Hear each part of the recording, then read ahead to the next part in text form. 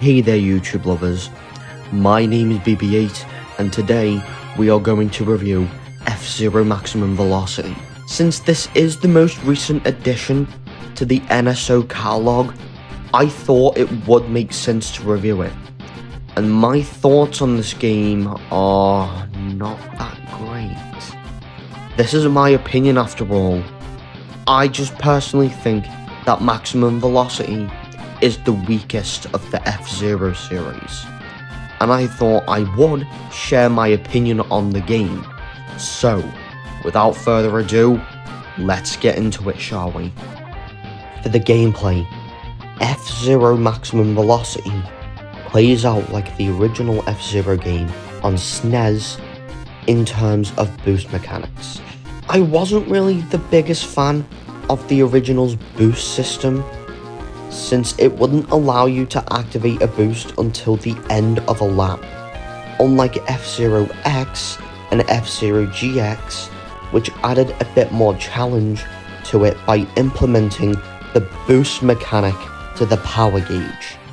Unfortunately, I feel like this game didn't bring anything new to the table in terms of new content, since it practically plays identically to F-Zero on the SNES, just with different characters and tracks. I understand the hardware limitations, but at least Mario Kart Super Circuit did a better job at track diversity than this game. Yes, the original SNES game only had 4 playable characters and Maximum Velocity had 10, but unlike F-Zero on SNES, the roster wasn't memorable, and I'll talk more about the roster later in the video. I wouldn't say the controls are frustrating, since the game does control the way you expect it to. It's just the way the tracks are laid out, which does make some of the tracks severely frustrating to race on. And like I said, the game is difficult in a negative context. Unfortunately, for people coming from 3D F-Zero games like F-Zero X or F-Zero GX, you're gonna have a hard time with this game only because the track design in this game is frustratingly difficult. And speaking of the track design, for the tracks, if you were to compare F-Zero Maximum Velocity's track selection to other GBA racing games like Mario Kart Super Circuit, yes, some tracks in Super Circuit do have repeat themings with the same music, but different track layout and name. But in Maximum Velocity's situation, some of the tracks are repeated twice, with the exception of Beacon Port and Cinnobaz. What doesn't help is that the more memorable F-Zero tracks, like Mute City and Big Blue, are not present here. And I think the reuse of the same name but a different track layout is just lazy track design in my opinion. Like, I don't mind the way these tracks are themed, I just think it gets repetitive, especially when the track is frustratingly laid out and you keep crashing, not because it's your fault or the control's fault that you get a game over, but because the track design itself is highly frustrating. In terms of how the tracks look visually, I think the graphics are okay, but just replicating the graphics of the SNES original F-Zero game. The graphics mainly stand out within the vehicles. For the vehicles, the F-Zero Maximum Velocity roster only has 4 characters to start with and 10 characters overall. Having unlockable characters in here is a great sign, but if I'm honest about these new characters, it's not the same without Captain Falcon or Samurai Goro being present. But the characters included in this game are just not memorable at all. There are characters like Hot Violet and JB Crystal, but the rest of the roster I could easily forget about within a few days of playing. The reason I think these characters aren't memorable compared to other F-Zero games is the lack of presence in future F-Zero games, such as F-Zero GX, which no one in the Maximum Velocity roster returned for GX. I think the graphics on the cars look good, creating an illusion that the vehicle is 3D. I really like that part of the game, I'm not going to lie, and I also like how each individual member of the roster has their own unique logo, which is a cool touch to the roster. For the summary, the gameplay, I'm going to give it a 6 out of 10. While this game does play out like F-Zero on the SNES, it doesn't really add anything new to the mix in terms of new modes or gameplay mechanics. For the graphics, I'm going to give it a 7 out of 10. I like the 3D illusional graphics on the cars and the logos for each member of the roster. I just feel like the graphics are too similar to what's seen on the SNES. In terms of improvement, I think they should have just made original backgrounds instead of making it too similar to F-Zero on SNES. For the tracks, I'm going to give it a 4 out of 10.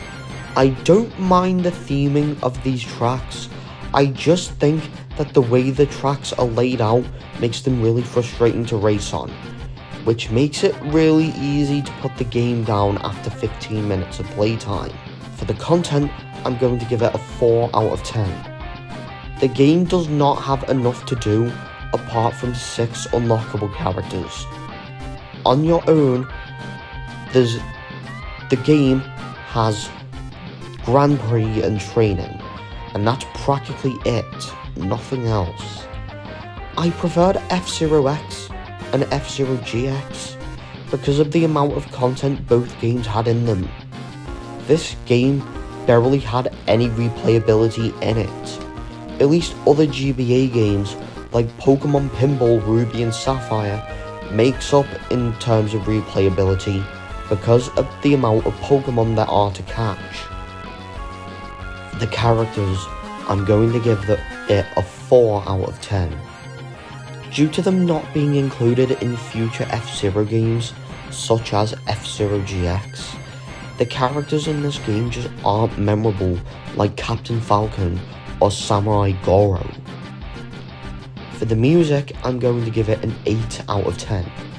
The music in Maximum Velocity is fair, since it does take a detour from other F-Zero games like F-Zero X on the Nintendo 64. For the difficulty, I'm going to give it a hard. I want to say frustratingly hard, but unfortunately that's not on the difficulty scale. The track design makes it really hard to enjoy the game, as some tracks can be really frustrating to race on. For the audience, I'm going to give it a 7+.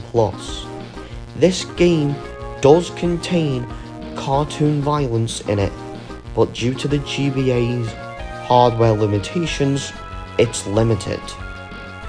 And for the perk, it's sad to say this, and this is the only of the GBA lineup on NSO that I've given this perk so far, it hasn't got the Void perk, but it did receive the Borrow or Stream perk. I wouldn't consider this to be an essential GBA game, since it is the weakest of the GBA games that I played so far. There are still others that I need to play, but Maximum Velocity is one I recommend just going to a friend's house for. And overall, I give F-Zero Maximum Velocity a 5 out of 10. Although the Game Boy Advance hasn't had it easy when it comes to the catalogue of racing games, F-Zero Maximum Velocity is just a mediocre racing game because it just lacks the memorability of other F-Zero games such as F-Zero, F-Zero X, and F-Zero GX. F-Zero is not a bad franchise by any means. I just think F-Zero Maximum Velocity in my opinion, is the weakest. I honestly don't think that this game was worth the wait to get ported onto Nintendo Switch Online, since it was announced to be included a year after they added it. So guys, what do you think of my review of F-Zero Maximum Velocity? I am practically up to date with the NSO collection, apart from the Golden Sun games, which I still need to review. But since there's nothing else to review in terms of Switch Online, I could review other games like Pokemon Pinball Ruby and Sapphire, like I did mention in this video. So, don't forget to subscribe to my channel, like this video, and turn your notification bell on so you don't miss another video like this one. And I will see you all in a future video. BB8 out.